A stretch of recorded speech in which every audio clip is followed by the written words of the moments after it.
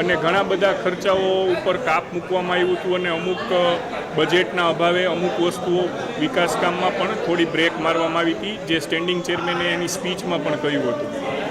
ત્યારે એક સ્વાભાવિક પ્રશ્ન થયો કે જે ટેન્ડરમાં રકમો મંજૂર થઈ છે એના કરતાં વધારે ખર્ચ શેમાં થયો છે એની વિગત મેં માગી છે.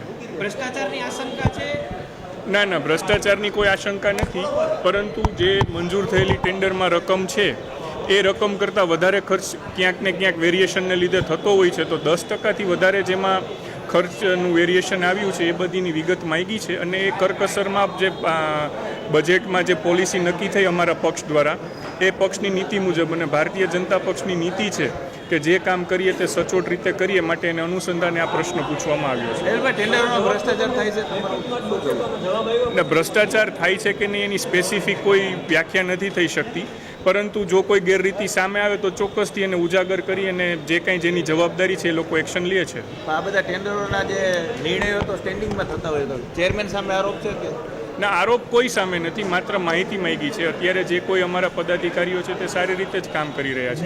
એવી પણ વાત સામે આવી રહી છે કે બીજા જે કોર્પોરેટરો છે તેને વિશ્વાસમાં ન લઈને અમુક જે છે પાસ થાય છે, નિર્ણય લેવામાં આવે છે.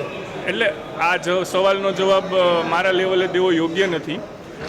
જે નિયુક્ત કરેલા પક્ષમાં જવાબદાર લોકો છે આનો જવાબ આપી શકે, પણ મને જ માહિતી છે ત્યાં સુધી આવી કોઈ વાત છે નહીં.